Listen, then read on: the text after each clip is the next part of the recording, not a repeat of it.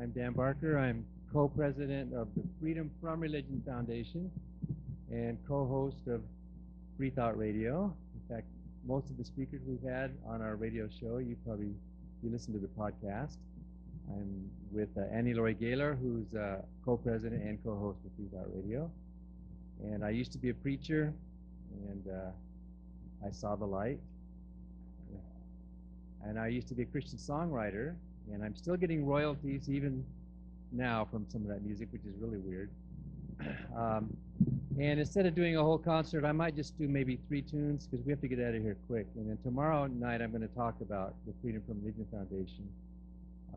My talk will be how you can be a constitutional troublemaker.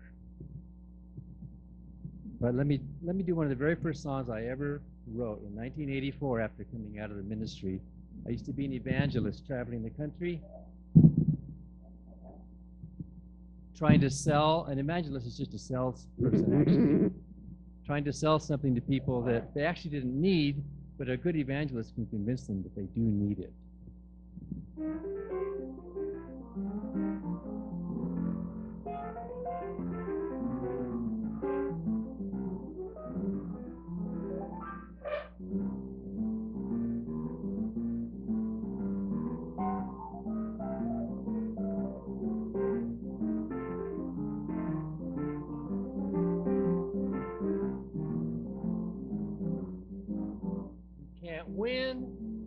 You can't win with original sin. It doesn't even matter how intelligent or kind you may have been. You just can't win. It was all over before it began. I was doomed in the fall of man. You just can't win.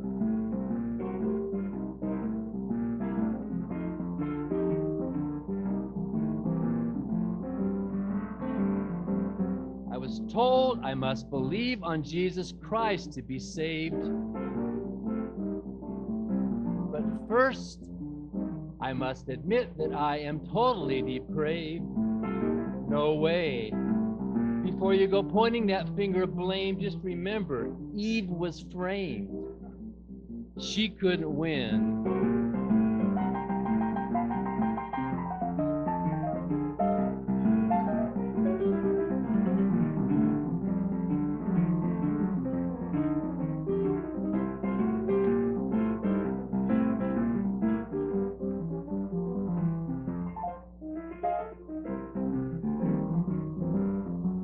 The kind of God who's so insecure that he needs to send me to hell is the kind of God who'd probably get a big kick out of damning all the Christians as well. You never could tell. Before you go pointing that finger of blame, just remember that Eve was framed. But as a skeptic, I must exist. Adam and Eve didn't really exist. No, you just can't win with original sin.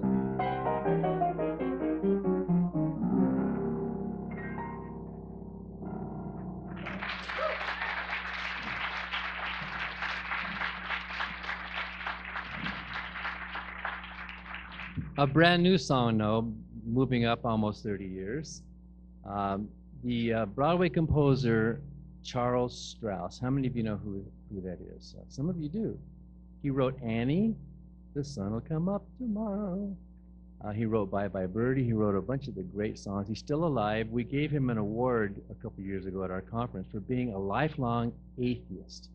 Very happy about it, very proud about being an atheist. In fact, a lot of the songs that we know and love were written by non-believers. Gershwin and Jerome Kern and Irving Berlin and Stephen Foster and Scott Joplin, and they were non-believers, atheists or agnostics, and Burton Lane and Yip Harburg, who wrote Somewhere Over the Rainbow, Richard Rogers, Oh, a deer, a female deer. Well, Charles Strauss is one of those non-believing songwriters, and during dinner, we gave him this award. He turned to me and he said, "Hey, Dan, I didn't know there were all these atheists, and all my life I didn't know this, and I've never written a song about non-belief or anything." And he said, "How about you send me some lyrics and I'll set them to music?" So, you want to hear the song? This is a Charles Strauss song, or I should say a Charles Strauss Dan Barker song.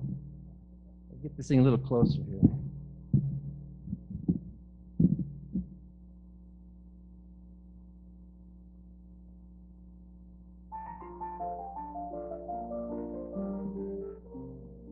Hey, this piano's rolling away.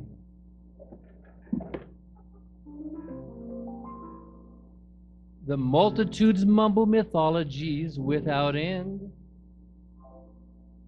But me, I have trouble with ologies that pretend to show what can't be shown, to know what can't be known. Lutherans have liturgies, Calvinists have creeds, Muslims have their minarets, Catholics have their beads, Methodists have methods, holy truth to ascertain, but poor little me, I only have a brain. Bishops transubstantiate, Shintos ring their bells, Transcendentalists meditate while Wiccans weave their spells. Hindus chant the mantra when they relieve the pain. But poor little me, I only have a brain. So fearful of the Netherland, believers band together. Happy with the weatherman, the Zunies wave a feather. They dance in circles to demand great spirit send some rain. But what do you do if you only have a brain? Quakers quake and Shakers shake, and Jews eat kosher food. Rastafarians wear their hair in pious gratitude. They all boast of miracles that no one can explain. But poor little me, I only have a brain.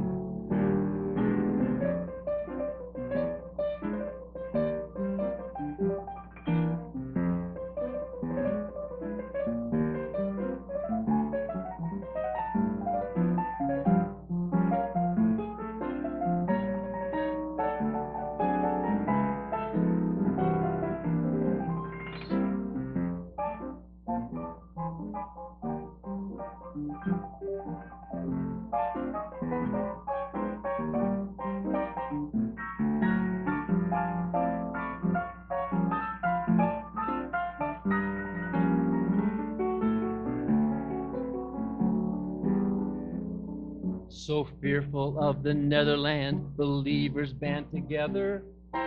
Unhappy with the weatherman, the Zunies wave a feather.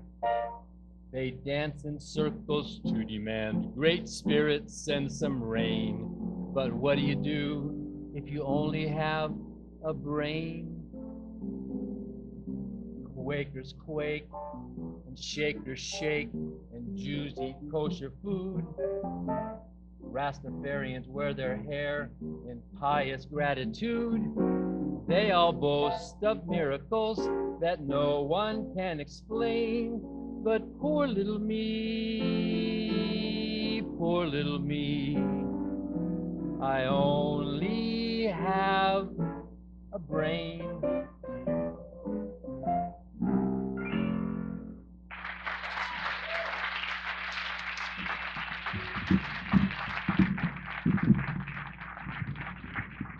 That was Charles Strauss.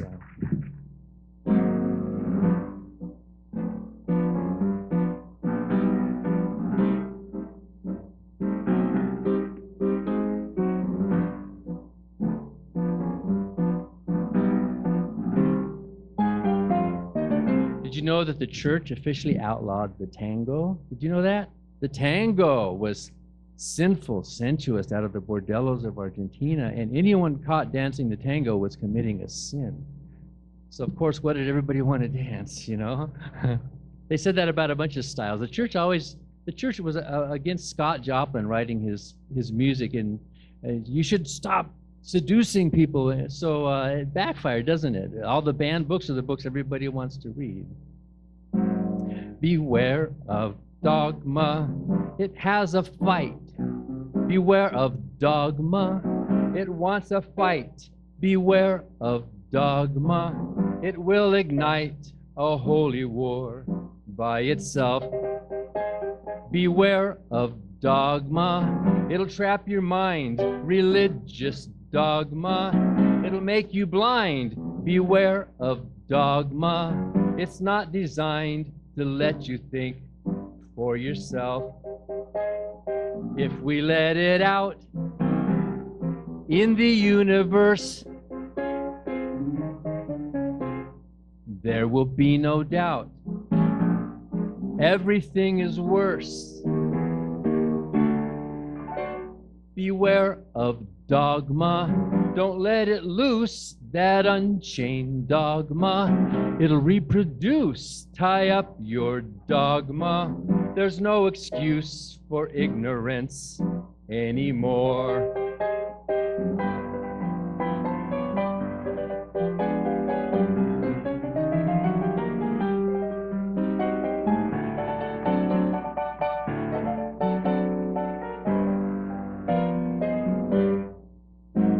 Beware of dogma. Don't let it loose, that unchained dogma. It'll reproduce. Tie up your dogma. There's no excuse for ignorance anymore. Please clean up after your dogma.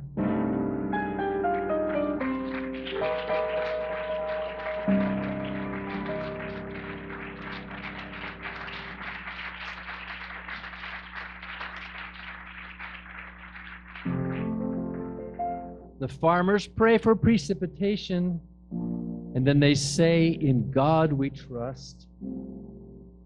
Then along comes a drought and dries their crops out and turns their prayers into dust. The next time they need some assistance, they should take the advice of Mark Twain, who said, "It's better to check the weather report before you pray for rain." Nothing fails like prayer. Nothing fails like prayer. Use your mind and you will find that nothing fails like prayer. You reach the final week of the school year, but you haven't studied your best. So you stay up and cram for the final exam and pray for God's help on the test. Then you answer the questions with assurance that the Lord will help you sail through. When the results are returned, what have you learned? God's no smarter than you. Nothing fails like prayer. Nothing fails like prayer. Use your mind and you will find that nothing fails like prayer. How many centuries will it take us before we realize there are no magic forces in nature, no watchful eyes in the sky? Like Robert Ingersoll said, a single plow is much more effective than 100 prayers a day. The hands that help are better far than lips that pray. Nothing fails like prayer. Nothing fails like prayer. Use your mind and you will find that nothing fails like prayer.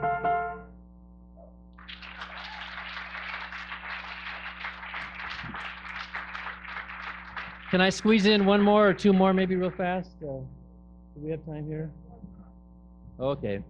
In 1984, when I came out of the ministry, I wrote a couple of songs, and this is one of the earliest songs that I wrote back then as a brand new baby atheist.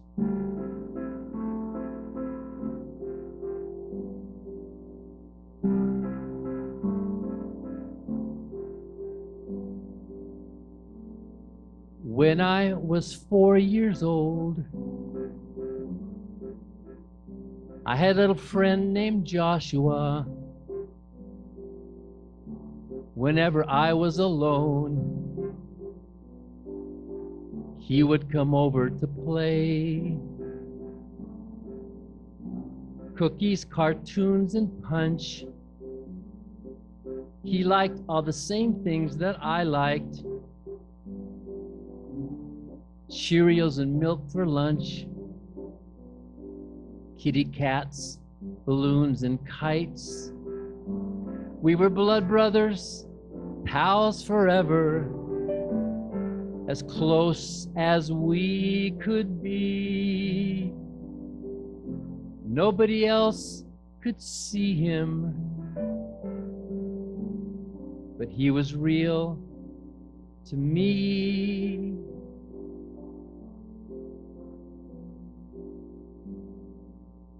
Sometimes when I was sad,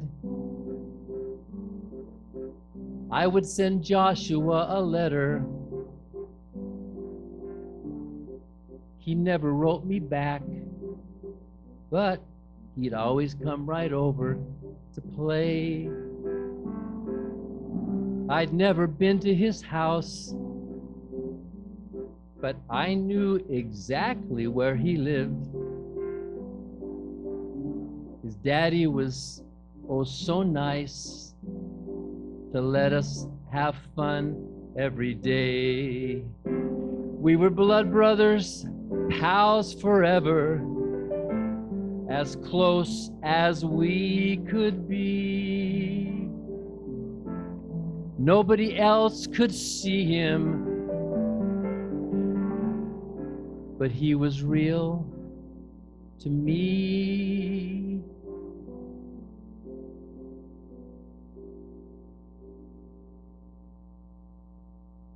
When I was 5 years old, I got really busy with schoolwork. Many new friends to get to know. Joshua moved away. Sometimes I missed him so. We had had such great times together, but I know he had to go. It works out much better that way. We were blood brothers, pals forever. He was my very best friend. Nobody else could see him. I now know he was just pretend.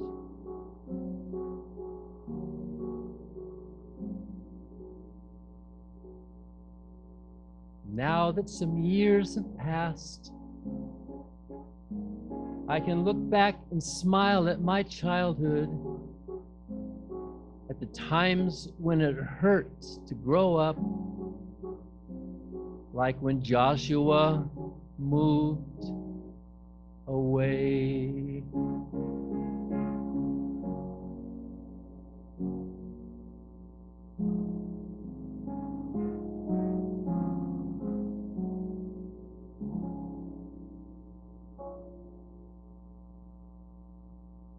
Okay.